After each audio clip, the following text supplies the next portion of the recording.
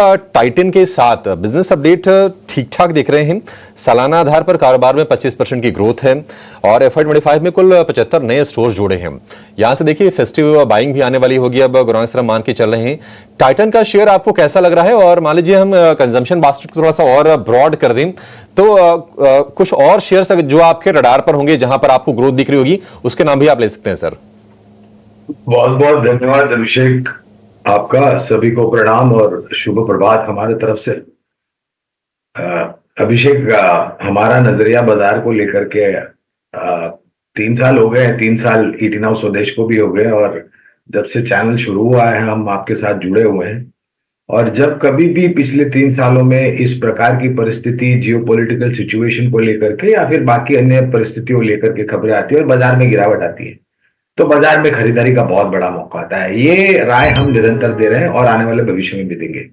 ऐसा नहीं है कि ये जियोपॉलिटिकल सिचुएशन पहली बार हमारे समक्ष आई है, पिछले साल भी आई थी, उसके पहले रशिया यूक्रेन के तहत। कहने का तात्पर्य यह है कि जब बाजार ऐसे गिरता है तो खरीदारी का बहुत बड़ा मौका मिलता है। आपका प्रश्न टाइटन के ऊपर है, तो 4000 के पार के लक्ष्यांक है अभिषेक, अगर आपके पास समय सीमा की पाबंदी नहीं है तो। और हमें पूरा भरोसा है, जिस प्रकार के सोने के दाम 75-76 हजार के आसपास चले गए, आने वाले भविष्य में अनुमान और आकलन ये कहता है कि यहां से और ऊपर जाएगा। तो जो जेम्स एंड ज्वेलरी का कारोबार है वो अच्छा करेगा। रिस्ट वॉच का कारोबार तो पहले से ही अच्छा कर रहा है। आई वेयर या आई केयर का कारोबार अच्छा कर रहा है।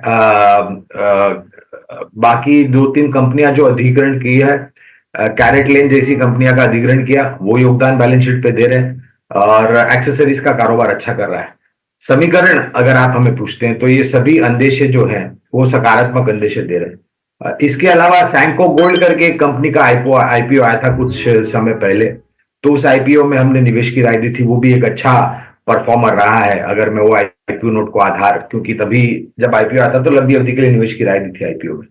तो और मौके बहुत सारे अभिषेक के बाजार में, केवल ये है कि आपके पास दृढ़ता और धैर्य और साहस, ये आप कितना ले सकते हैं। और हमेशा बहुत बड़े गुरु कह के गए कि जब चारों ओर घबराहट का माहौल हो तब आपको लालची होना चाहिए, और जब चारों ओर लालच का माहौल हो तब आपको घबराना चाहिए। तो ये चारों तरफ घबराने वाला माहौल है, इसका अगर आप फायदा नहीं उठाएंगे तो मेरे ख्याल से कहीं ना कहीं आप मौका चूक जाएंगे।